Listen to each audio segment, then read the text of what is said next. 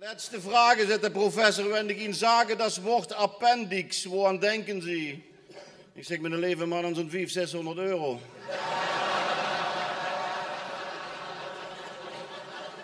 Maar goed, toen ik mijn ISO-certificaat had, ben ik me ook direct het huis met operationeel gaan inrichten, met name de garage. Die heb ik omgebouwd tot een polyklinische high-tech operatiekamer. Ik heb tegeltjes tegen de moerige plek. Steigerplanken voor de smeerput. Daar bovenop de fris gemene werkmeet geïnstalleerd. En omdat het bloot krupo niet goed kan, nog een schroepputje. Kijk, maar in het begin liep de praktijk erg stroevig. Ik heb zelfs nog moeten adverteren in de trompetter. Alleen deze week gallen, nierstenen, 2 halen, 1 betalen. Trouwens, met de eerste ingreep, dat vergeet ik nooit, dat was een kijkoperatie. Er zijn toch zeker zo'n 300 man op afgekomen. En dat was 7,50 euro, hè. En vanaf dat moment liep het ook meteen storm. Want Sander een dag 's morgens om 7:30 stond al in en aan de garagepoort te rammelen.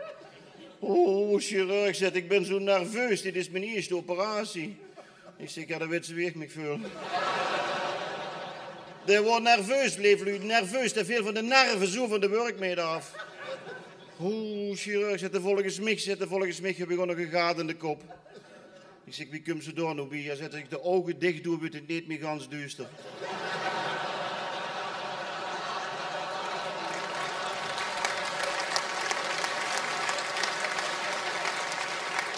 Ik help hem zo wat professorisch zitten, moet ik er nog met terugkomen. Ik zeg, jong Loester, ik had hier binnen 14 dagen voor een second dat ze nog eens hier was. Maar na 12 dagen, beste mensen, had ik hem voor controle toch alweer op de werkmeet liggen. Ik zeg, ik zal ik nog een keer moeten openmaken. Ik ben de plastic ijsje vergeten. Laat zitten, zegt. Je hebt ze 5 euro, koopt ik een paar nuien.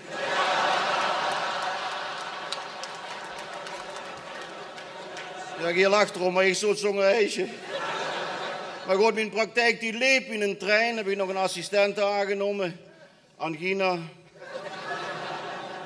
Maar die wil in de praktijk erg tegen. Want onder de eerste beste operatie zit hij zich een sigaret te rollen. Ik tik er op de shower, zie je, draait zich om, stuurt zich met het glas bier uit de heng.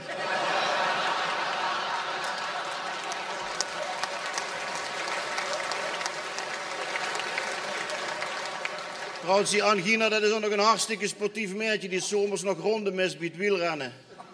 Ik zeg altijd met een derailleurdel. En zeer gelovig, die angina, zeer gelovig. Die had zelfs een Rooms-katholieke BH om. En dat die nog ingezegend door bisschop Gijzen, dat kind gewalen. Een hiesheilige. Maar een Rooms-katholieke BH heeft mensen, dat kenmerkt je door het volgende. Dan mag ze van achter open en dan vallen er vuren 2 op de knieën.